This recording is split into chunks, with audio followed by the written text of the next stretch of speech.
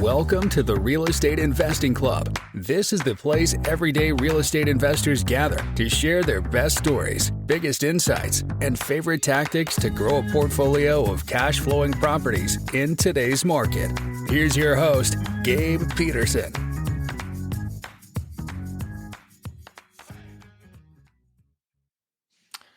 All right, we are back with another episode of the Real Estate Investing Club. I hope you guys are having a great day, whatever day it is for you and wherever you are. As always, it's Friday on the podcast, so we're bringing that Friday energy to you. This is going to be a cool episode. We're going into the short-term rental space. So all you guys out there who are interested in short-term rentals, Airbnbs, VRBOs, everything in that space, this is for you. We got Vincent Villani with us on the show from Airpreneur. He obviously a expert on the short-term space, and so that's what we're diving into. Vincent, thanks for hopping on the show. Yeah, 100%, Gabe. Thanks so much for having me on. I love listening to the show. Honestly, what you're building here something that's pretty special, and I know the kind of work that goes into like trying to find all these guests, find good stories. So I'm excited to be part of it today. Anyone who's tuning in, just do me a quick favor, leave a 5-star review for Gabe so he can keep bringing conversations like this to more people. I already left mine, so come join me. Cool? Awesome, man. Well, I appreciate that. Let's get it started. We always like starting with stories, and I'm sure you got a good one. So why don't you go back to the beginning of your story before you knew real estate and just tell us how you got started and then how you got here. Yeah. So, Gabe, you know how like a lot of 9-to-5 professionals, like people that get into the W-2 world, they, get the itch to like want to create like a scalable passive income stream so they can like quit their job, control their time, reinvest in real estate. But then they like hit walls trying to figure out how to do that without like spending their life savings or creating like actually enough cash flow to where it actually impacts their lifestyle. You know what I'm talking about? Yeah. So usually they try to buy like their first investment property and might even make it to their second or third, but then they just can't seem to get enough cash flow to like back their time. $200 cash flow on a door, and it's just like, how do I scale this? Yeah, exactly. It's like it's not enough to impact their lifestyle, right? Without saving another 50 to 100K. So what I do is I help people launch profitable Airbnbs fast without having to buy real estate using arbitrage and co-hosting so they can finally make 5 to 10K a month on autopilot and buy back their time, right? But That's not where it all started for me. As a matter of fact, going back a few years, Gabe, I was working in corporate, and I think like many of the other guests that you've had on here, it was like I made a decent amount of money in corporate. I was relatively successful among my peers in corporate, and I was just like, is this it? Right? And then I got the itch to get into real estate because I thought it was the answer. And I listened to Bigger Pockets. I was a huge fan of that, before I knew you existed, of course, right? And I thought I had this epiphany that like, hey, if I buy an investment property, all my problems would be solved and I'll be well on my way to being financially free. So I scrounged together in my mid-20s every dollar in my savings. It was like 60K to my name, right? And I buy this duplex, and I think you already know where this is going. What ends up happening is property turned out to be a nightmare. I had every problem you can think of under the sun. I had like that was like my first deal. Yeah, dude. It genuinely was just it was a property from hell, I like to say. But everything under the sun that you think of could have happened. Like I had a rodent infestation in the house with my tenants. I had a roach infestation in the house with my tenants. I had tenants that didn't keep the property clean. Clearly, had a mold outbreak. Massive kitchen renovation to try to remediate that. All this stuff, and then at the end of the day, yes, it's cash flowing $400 or $500 a month on paper, but guess where all that money went? Like it just went back into fixing all of the things that I just mentioned and then some. So 5, 6, 7 years later down the line, I'm still net zero on the property, and ironically, it's now being sold, in a couple of days, which is a relief. Point is, I was like, what else can I do? Because clearly this isn't generating the cash flow that I need to actually make an impact in my life. So a friend of mine introduced me to the idea of short-term rental arbitrage. So if anyone, I guess, listening is not familiar with the concept, very, very simple concept where I rent a property, furnish it, list it on Airbnb or similar short-term rental platforms, and then collect the difference in profit each month, okay? And at first I was very, skeptical of that idea, Gabe, because it just like me coming from the world of real estate investing, like I want equity, I want ownership, I want this, I want that. And a lease is only a multi-year relationship, right? So, but I decided to give it a shot because I was like, at this point, I really don't have capital left. I sunk it. So, we went ahead and dove into this world head first. And, by the end of year one, we went from 0 to about 19, 20 properties in this arbitrage model. And by year two, we then pivoted into larger arbitrage projects involving, big apartment complexes and things like that. Now about 36, 38 units, producing well over 1.4 million in rev, which is super cool. So it worked, and it worked quickly. So that was kind of the Cliff Notes version of what happened the last 2-3 years, man. Nice. No, that's awesome.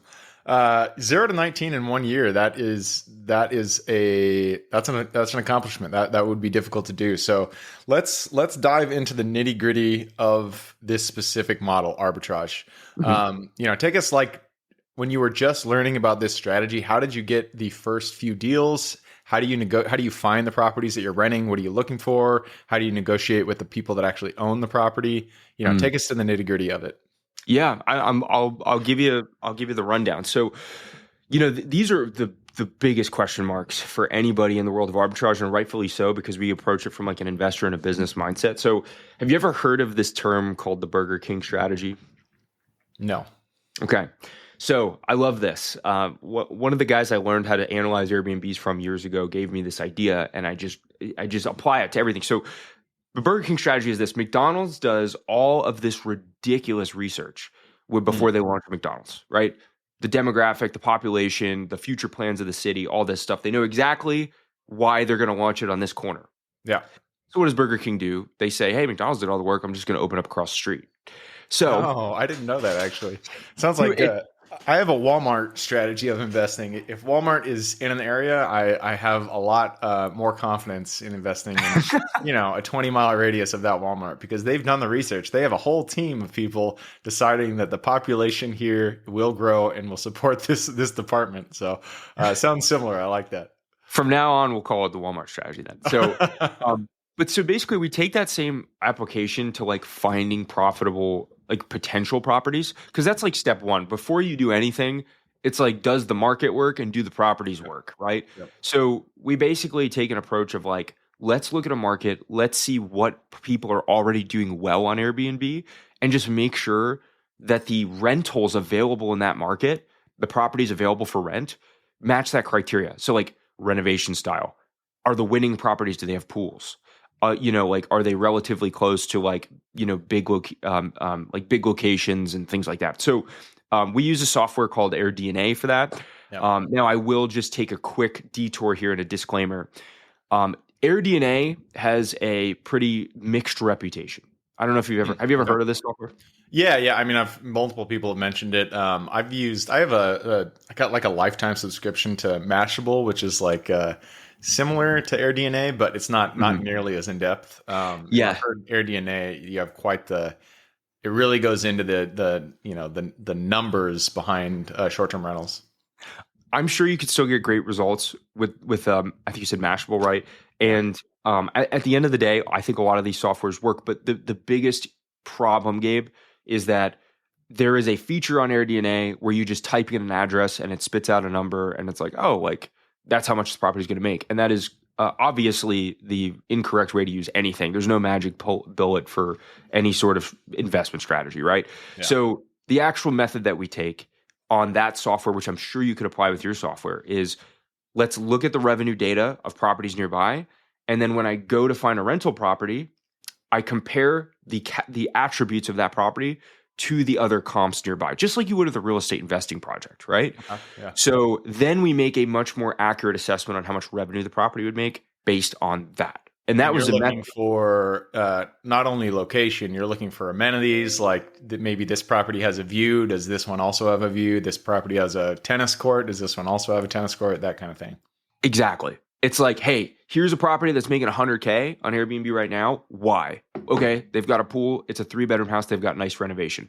Now I already know if I can find those 3 criterias, I'm going to be teed up to be in that $100K range, like to an extent, right? Yeah.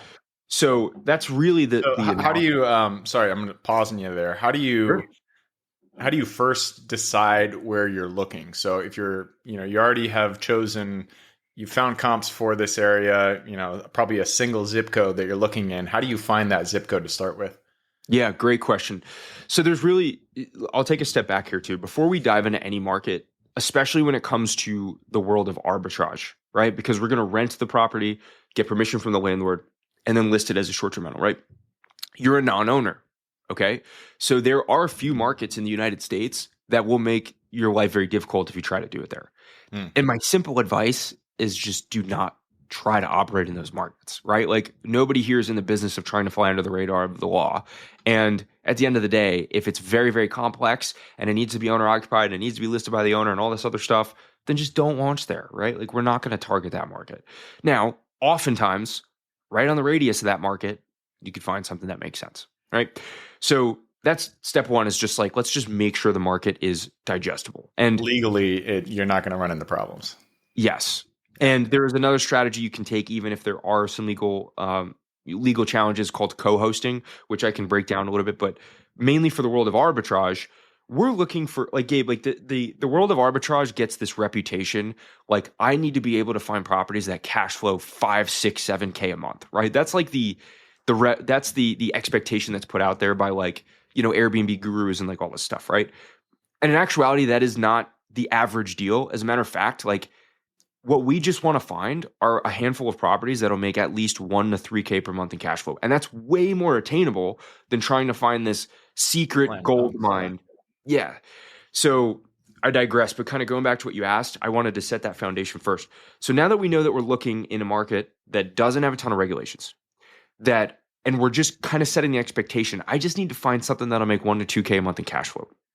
Then the strategy just becomes, okay, let's just find what's working nearby and then make sure that we can mimic that, right? And that's where those softwares come into play, where we can identify properties that meet their criteria. Make sense? Yeah, it does. The next questions that kind of pop up into my mind, this isn't your property, obviously that brings up a host of liabilities on your part. How do you structure the contract? How do you make sure that you are also protected if the people that you're bringing into this person's property are, they trash it? What does that look like for you? Yeah. So a couple of things to dissect there too, right? And that's a great question. From a legal perspective, now this is not legal advice, of course, but the way that we structure this would be very simple. We sign typically the lease that the landlord would provide us, which is a regular state lease. Okay. Then we provide an additional addendum. Yeah. Yes, where we are granted legal permission to sublet it, right? And then on top of that, from a liability perspective, there's a couple avenues you can go. The one-liner would be, we as the host were protected by the platforms. So Airbnb offers up to $1 to $2 million in liability and damages every single reservation, right? Wow. I did not know that. That's crazy. Yeah, through air cover. Like, now that's again, just standard for Airbnb is like if a host that comes from Airbnb trashes your house, Airbnb will pay for it. You don't have to go through your own insurance. Yeah, correct. Now that's me as the host. Now we have the property owner who, again, it's like, then it becomes this dicey thing where it's like, okay, who submits the claim, who actually is liable, all this other stuff. And there's other factors there that make this a little bit more complex. But the simple way to make sure that everybody is protected is me as the arbitrager, I'm going to lean on the platform. The property owner, we typically will advise them, if you'd like an additional layer of protection for yourself, simply just alter your home insurance from like a regular rental policy to a short-term rental policy, right? Which is like, now everybody is just completely covered. There's no like ifs, ands, or buts about it. Make sense? Okay. Yeah, that makes sense. So you've identified the area, you found a property that fits your criteria. Now it's time to reach out to the actual owner. How does that conversation go? Because me as an owner, if I've listed it out there for a long term, that's what I want. I want somebody to be there for a long time. The thought of having a lot of people come through there, more wear and tear on the property. It's probably, where is my incentive there? How do you make it more attractive to the people that you're actually approaching? I thought the same thing. When my friend first gave me this idea, I said, why on earth would a landlord want to do this, right? And fortunately, I went through that horrible experience with my property for this to click right away. So let me kind of spin this back to you, Gabe, right? You're a rental property owner. What keeps you up at night? Evictions, bad tenants, late payments. The property's a mess. You get calls in the middle of the night about the leaky toilet, or you have to pay an extra 10, 20% for a property manager, right?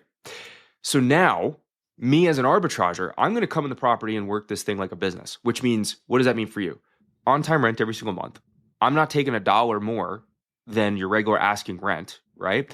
The property's cleaned routinely, like multiple times a week. It's going to be in the same condition that it is at the end of year 2 as it is on day 1.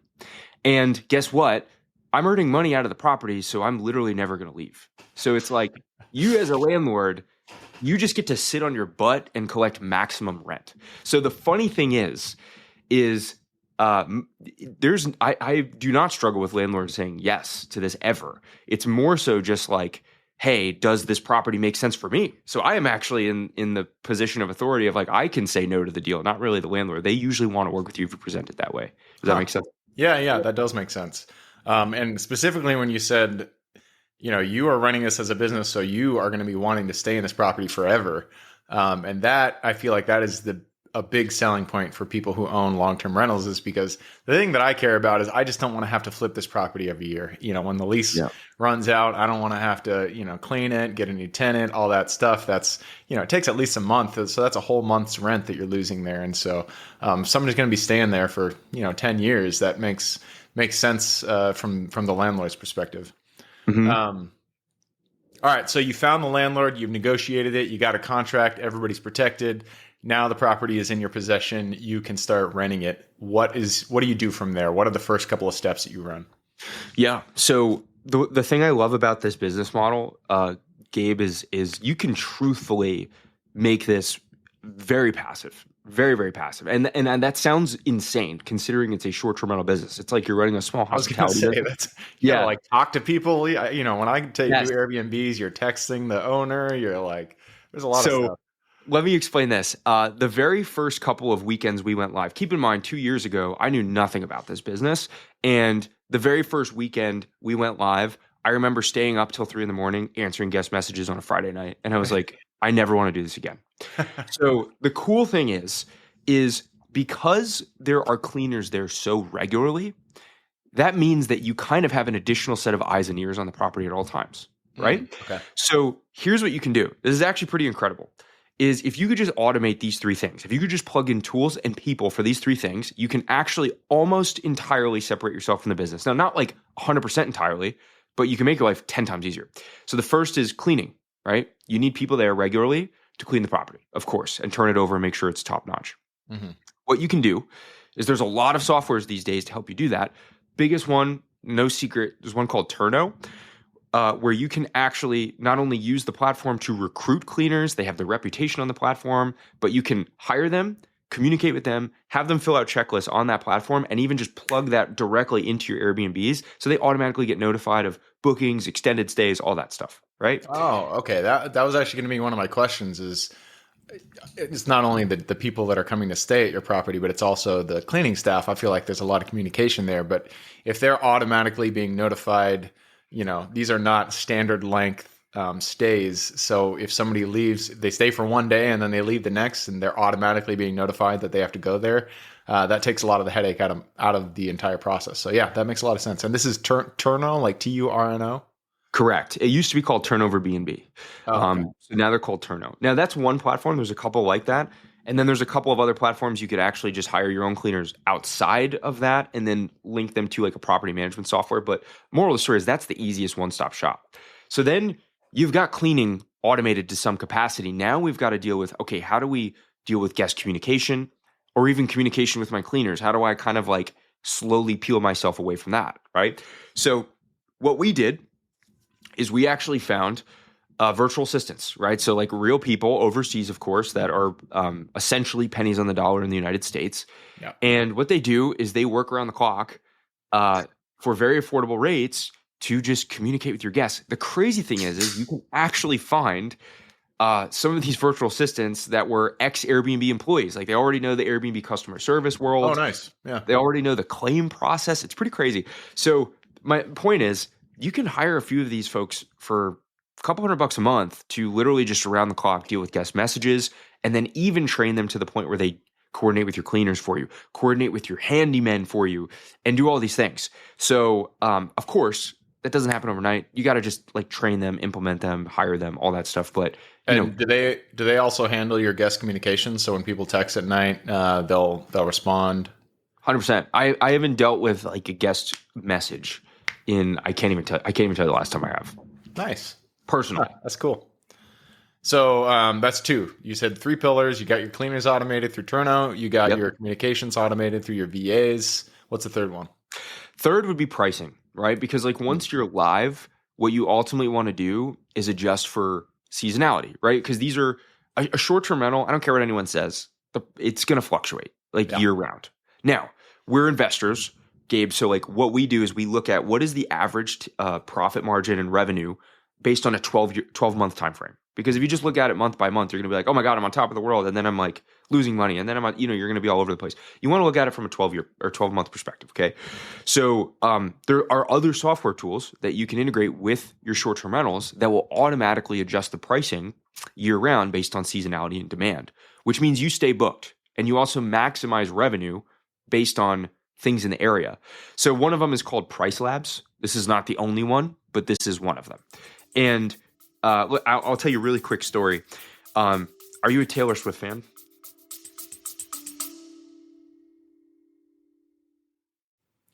Before we continue on with today's guest, I want to tell you guys about a community I'm launching on School to help investors like yourself grow your own portfolio. In this community, you'll get access to all the docs I use, all the systems I've built, everything I've used to grow my own portfolio, as well as instructions and guidance on how to get out there and find great deals, how to finance those deals, and then how to manage them for great returns. Since we're just launching it, the price will be set at a measly $20 per month, and whatever price you join at is the price you'll have for life. We will be increasing the price as the group grows, so if you're at all interested in growing your portfolio along other investors, now is the time to join. I will put the link somewhere in the bio or on our podcast website at therealestateinvestingclub.com. So if you are interested, head on over there. With that said, let's get back to the podcast.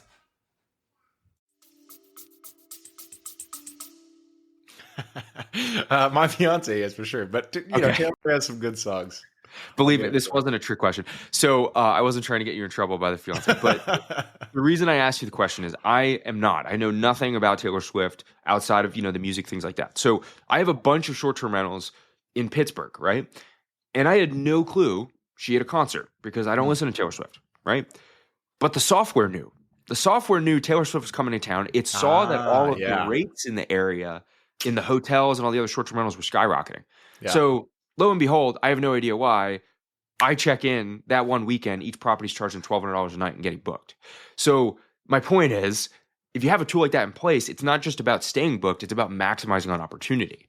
So if you have those 3 things in check, though, you can quite literally peel yourself away from like 80 to 90% of the day-to-day operations of the business. It's actually pretty insane. And then you can truthfully create as much of a passive experience as you'd like. So, for the average person that's looking to make 5, 10K a month, just do the math. You find 5 of these properties netting you anywhere from 1 to 3K, and then you implement these softwares. You get your time and you get the cash flow that you want. Sounds good to me. I like it. It's cool. But obviously, nothing is free. Everything, it does take money to get started. And so what are the startup costs here? You found the property, you've negotiated. I'm sure you got to put your down payment for the property, like maybe 1 month's rent. So that's, let's say $3,000. And then you've mentioned earlier that you are furnishing these places, these houses. So what is your cost to furnish it? What other startup costs do you have? Startup costs are minimal. This is a low cash business. Now, you can't start it for free, of course. Now, biggest costs right out of the gate are just going to be security deposits, right? You rent a property for 2 to 3K, you got to pay that 2 to 3K. Oftentimes, if you present it to the landlord the right way, you might even get 1 to 2 months rent for free up front, which has happened to me quite a bit, and my clients. But ultimately, you got the security deposit and then maybe first month's rent, maybe. So with that being said, you get your LLC created, stuff like that. You might have a couple $100s in cost there. I'd recommend if you have like 5 to 10K in liquid, you really have set yourself up for everything. Okay. I've heard another guest of yours actually even try to creatively come up with the cost associated with the security deposit by like sending himself an invoice on QuickBooks and all this other stuff. So like you might be able to finagle that, but I would just say if you have 5 to 10K in cash, you're more than set up. Now, we got to furnish that first property. Let's just say it costs 10K, right? Okay. That's when I would leverage 0% interest business credit. This is like when I figured this out, this was like striking gold in the US. One of my partners, he's he makes tons of money, but he still just loves getting those credit cards with 0% interest and using them. And I'm just like, man, what are you doing? Dave, it's great because like, here's the thing is, we're investors. So like our inherent nature is I am not going to spend capital in my pocket if I don't have to, because I can use that on another investment opportunity. Right. Yeah. So it's like in the US, and again, I might be like totally botching the actual complexity of this, but it's like, if I have a 600 plus credit score, I create an LLC, I go to the bank, I say, I just created a business. Could you help me out? The bank says, here's 20, 30K, 0% interest business credit card, because I want to earn you as a client. And listen, I mean, that's pretty amazing. If you could just inject 20, 30K into your business venture that has no interest charge to it, why not utilize it, right? So I would advise that and just put all the furniture on that, and then you pay it down with the profits from your property. And then that would allow you to scale more quickly with only having to use that 5 to 10K in your pocket. So and when you're saying furniture, I mean, we're talking, this is a completely vacant property. And so you're bringing in obviously couches, chairs, beds, that kind of thing, but also you're bringing in linens, you're bringing in decorations. Yep. What other kind of things that you generally wouldn't think of that you need to spend to make these properties nice? Are you changing out locks? Mm-hmm. So it's really a combination of furniture, linens, kitchenware, and smart locks. Like that's the essentials. Okay. Obviously every project's a little bit different, but the cool thing is like, Gabe, at the end of the day, we're a business, which means, if you're going to operate like a smart investor and try to maximize your ROI, like you and I both realize we don't book an Airbnb because I noticed that the couch in the photo is a $10,000 restoration hardware couch, right? I have no clue what that is. It's based on how good the photos look. So my point is, you really don't need to furnish it for 30K in order to make a return. You could probably furnish it for like 8 to 10. So no sense in doing that because it doesn't really impact your ROI. Do you hire somebody to come, like somebody that has an eye for design? If I furnished a house, it would just not look that great. No offense to myself, but I'm assuming you probably hire somebody that knows design. They have an eye for colors and they put it together well. For sure. Do you do it yourself? Yeah. Okay. Yeah. It's funny. If I were to show you photos of my first couple of Airbnbs, it would be obvious that I tried to do it myself. I did not know what the hell I was doing. So what we actually use, and our clients use her now, she's a virtual interior designer specifically for short-term rentals. She's overseas, and it's super cool, Gabe. What I do is I just send her photos from my iPhone of the place. I say, here are the dimensions. Help me out. And in 2 days, she'll send me a mood board and a purchase list of every single item. And the best part is I'm like, hey, I want to stay under 8K in this project. Done. So it's just like, it just makes my life so much easier because I am not an interior designer by nature. I'm sure most of us are not. So that makes my life a lot easier. So nice. That's a fun job, just going around, if you like design, just selecting couches and colors for a certain area. That's I'm sure she enjoys that. For sure. And one last thing I'll say on this topic is like, what is the cash on cash return? Because like we as like real estate investors, that's like the first thing we look at when we buy a property. So here's the crazy thing. Now you don't get the equity benefits of buying real estate, but if we just break down the back of napkin math for a second, it's like I'm putting in 10K in furniture and maybe another 3K in security deposits, 2K in security deposits. So now we're talking 12K all in, right? Now, if that property cash flows me $1,000 a month, that's 12K over the course of the year. That is literally an 100% cash on cash return, literally 100%, which is outrageous. Now, you don't get the equity. You don't get the same 30-year relationship that you do with a property. But it's like, why don't I just... Well, it's more of a business than it is an investment. You're not... Exactly. I wouldn't really think of it as an investment. I would think of it like I'm starting a business. I'm running a business, and this is how I'm building active cash that if I would like, I can put it into an investment, long-term rental, self-storage facility, whatever. But it's a way to create that active income with little down in real estate, which really there aren't a lot of strategies in real estate that you can make money with little money.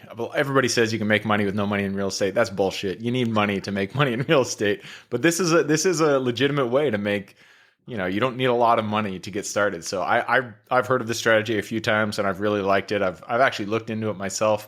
But I keep telling myself shiny object syndrome. Yeah. Don't do it. Focus on what you're good at. But I do really like the strategy. I think it's pretty unique.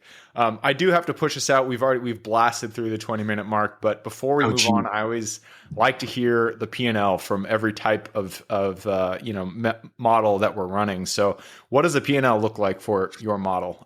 What is the top line generally? What are you guys doing per property? What are the expenses that you have? And then you said obviously your net is usually $2,000 to $3,000 that you're making per month.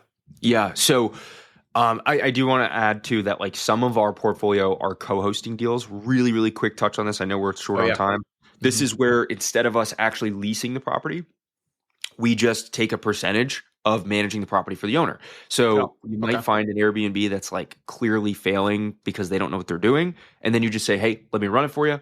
I'll take care of all the back end. You could still automate it between you and I, Gabe, and then you take 10, 20, 30%, right? So this is a great, great strategy for those that don't even have that 5 to 10K in capital or good credit in order to get an arbitrage, right? So but anyway, just giving you kind of like the brass tacks. Our portfolio, like I said, is probably around like the range of like 1.4 to like 1.6 a year in revenue. That's top line revenue. The reason why I'm like all over the place with that is because some of those units we launched very recently. So it's like we haven't even realized that revenue yet, right? Got it. Average cash flow on an arbitrage deal is anywhere from like $800 to like $2,000 a month. So moral of the story is per deal, like the average single family home that I recommend people would start with will usually be in the revenue range of 50 to 70K a year. And that'll be a cash flow range of like $800 to $2,000 a month in pure profit, right? That's usually what we're looking at. Obviously our portfolio at this point nets us anywhere from like 30 to 60 depending on the month. But, like the average cash flow range is going to be around like the 30 to 40 range, if that makes sense. Yeah. No, I mean, and that's still pretty good, specifically because you're not having to bring a down payment. You're just bringing the initial setup and then you get rolling. So 800 to 2,000 a month, that's nothing to wag your finger at. That's pretty good. Cool. All right, man, that wraps it up. I'm going to push us into the quick question round. Are you ready? Sure. Hit me. All right. It starts with education. It could be any form. Could be a conference you've gone to, a mentorship program you've been a part of, movie you've seen, anything. I just need 2 recommendations, one for general life wisdom and then one for real estate. Okay. Without trying to think about this too hard, general life wisdom, a book that really hit me hard recently was Conversations with God by Neil Donald Walsh. If anybody's heard of it, it's actually not a religious book per se, but very powerful for just kind of questioning your life path and a way to approach your level of fulfillment. So really, really cool book that impacted me as an entrepreneur. As for, I think you said one personal, one investing, right? Yep. Investing, another good book that I read. General wisdom or general real estate or business. Doesn't have to be real estate business. One that I read that I always come back to from a real estate perspective is the book on long distance real estate investing by David Green back when he was with Bigger Pockets. Not that I think the book is really valuable just because it's written in a way to help you with long distance investing, but it actually has all the principles necessary for real estate investing anywhere or business anywhere because it's about setting up a proper team of people. It's about finding good property managers, finding good this and that, yada, yada, people to help you facilitate deals. If you get the fundamentals down there, you can apply that to anything in real estate investing. So I really, really like that book. That's just one that I reference a lot. Perfect. I love it. All right, let's go to the next question. This is for your younger self. Let's go back to the version of you who had no idea about real estate, no idea about Airbnb arbitrage. Go back to him, look him in the eye, give him one piece of advice moving forward. You touched on this a little bit earlier, which was I don't want to get shiny object syndrome, and I just want to stay focused. Burn the boats. Burn the boats. That is an expression from whatever conquistador back in whatever time frame. I don't even remember, but burn the boats, meaning whatever it is that you decide to do, just pick it and burn the bridges and just go all in on that one thing because that is a superpower to accelerating your success with it. Just hyper focus on, even if it's just 1 year, worst case scenario, you don't make as much money as you wanted to, you still made it work. But you can't do this thing where you're like half in and I'm going to try this and I'm going to try this because then nothing's going to succeed. Just burn the boats, go all in. Yeah, that's really good advice. And I don't think anybody has said that, but it is the thing that made me successful really is I was 1 foot in, 1 foot out. I was working corporate for so long. It was like 8 years, almost a decade. And I was like flipping houses on the side, doing wholesales, but I never really got traction in real estate until I lost my job. And then I was like, I'm all in. This is what I'm doing. I'm not going to fail. And at that point, once you have burned the bridges, once you have decided or actually really have no choice but to move forward, that is what makes you find success. It will just come because you have no other option. And so I like that advice. And it's not something that a lot of people hear about. That's awesome. Last thing I'll say on that, when I was in corporate, I was a sales rep and I was terrible at sales. I was terrible. And it took me a while to get good at it.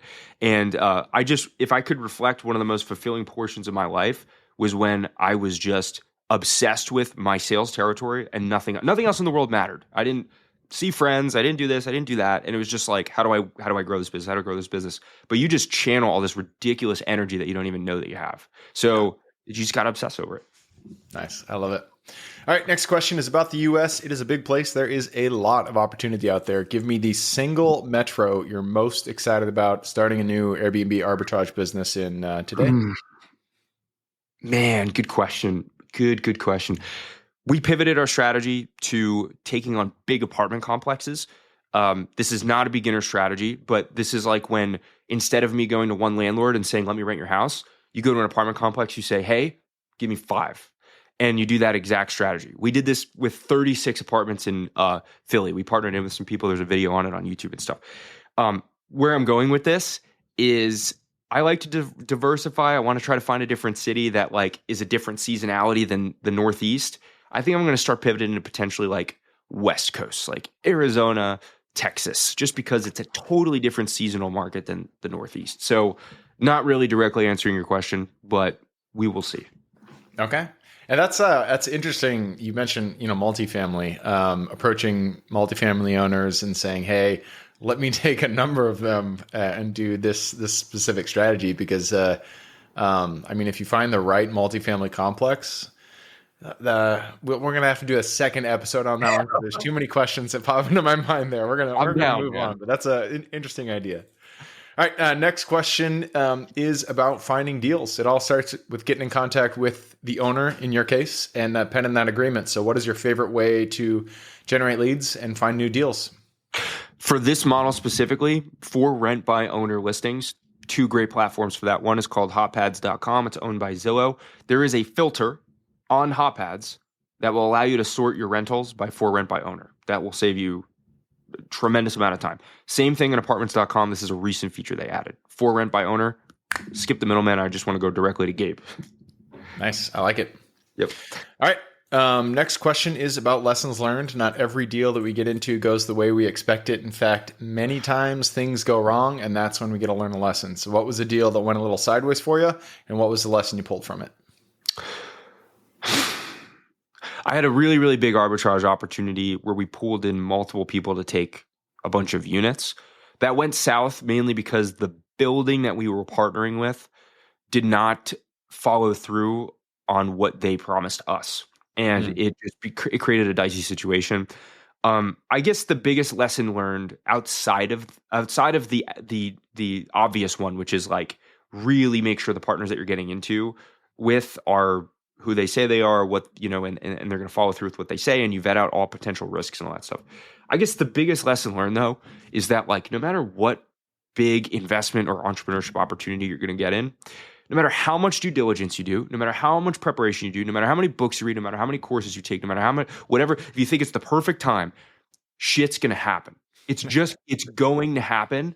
And you can't like be afraid to just endure shit at some point in life and let fear be the decision maker for you. So it's like, it's not an if, it's a when. And sometimes those are the most important moments where you look back in life and you're like, I'm 10 times more resilient now because of that. So it's going to happen. Just know it's going to happen and then don't lose your cool in the process. Yeah. Yeah. Things always go wrong. And there's most of the time, it's not that you screwed up your due diligence or anything. It's just that it's something that you could not have predicted. Maybe there was an earthquake. Maybe there was a hurricane, something that is out of your control. But you can just expect it, expect things to go wrong. And then when it does go wrong, you're not as affected. You're not as emotionally affected. And you can just focus in, solve the problem, and move on. Yeah. And on the converse of that, sometimes the stars align and everything goes right. So this is the next question. What was your highlight reel? What was the deal that everything went perfect for you and you walked off into the sunset?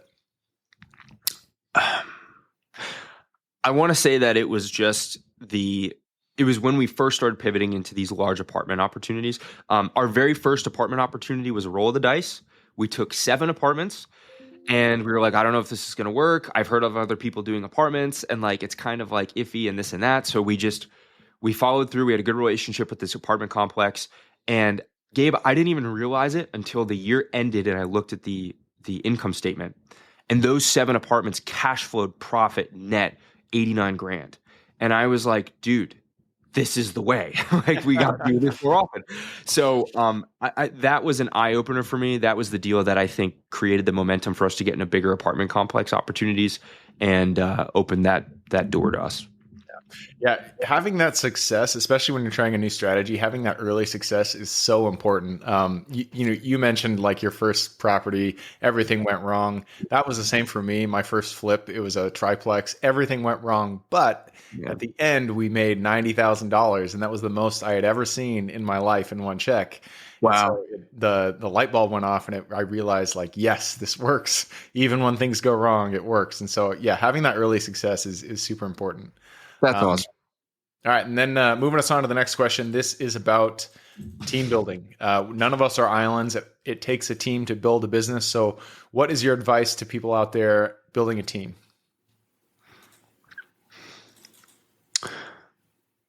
You're only as strong as your weakest link. And building a team requires you to lead by example. Leadership is like a full-time gig. It's a full-time job. This is not something that like you could just hire people, put in place, and then never have to deal with again. So advice would be top talent is very important. Sometimes it's worth paying extra for. And again, you're only as strong as your weakest link, meaning your weakest team member. So assess who you've got on your team and make sure that the person who's not the shining star is still worth their weight, and that's ultimately going to still help you get what you achieve. Cool. I like it. All right. That leads us to the last question. This is for the listeners. You've given us a lot to think about. I'm sure people want to reach out, get in contact with you. This is a 2-parter. Where can they find you? And then what can they expect when they reach out? Sure. Okay. Well, Gabe, one of the things I love about you is you're always showing up constantly for the audience and you provide a lot of massive value. So I want to do the same. So what I'm going to do is, instead of just being like, hey, here's my website, I'm going to do this. I'm going to give anyone who's listening specifically to this episode something that I don't usually offer that I reserve for actual clients, right? So I'm going to give you what I like to call a cash flow quick start kit. Very conveniently named, right? So I like it. here's who it's for. It's for a 9-to-5 professional or first-time entrepreneur investor who's looking to, start their 5 to 10K a month cash flow portfolio through Airbnb without having to buy properties, right? So here's what you can do.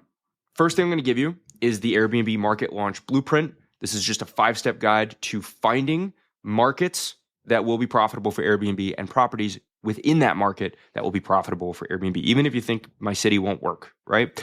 The second thing is I'll give you a quick Airbnb game plan session. This is the first thing I do with like actual clients that come into my world. It's just a deep dive session where we look at where you're at right now and we build an action plan to that you guys can take and implement immediately to get your first listing. So if you want all this stuff, all I'm asking you to do, follow me on Instagram. It's Vinny, Vinny, BNB like Airbnb.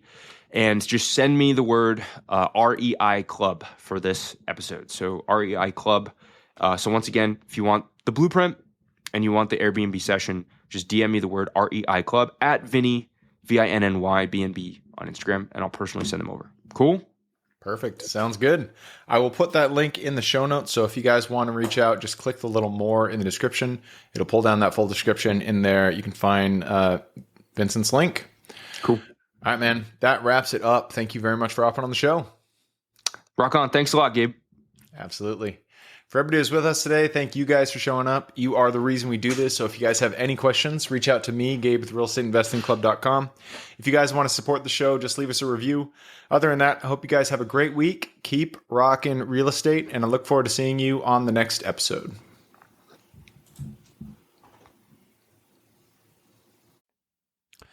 All right, before I officially sign off, I have a quick announcement to make.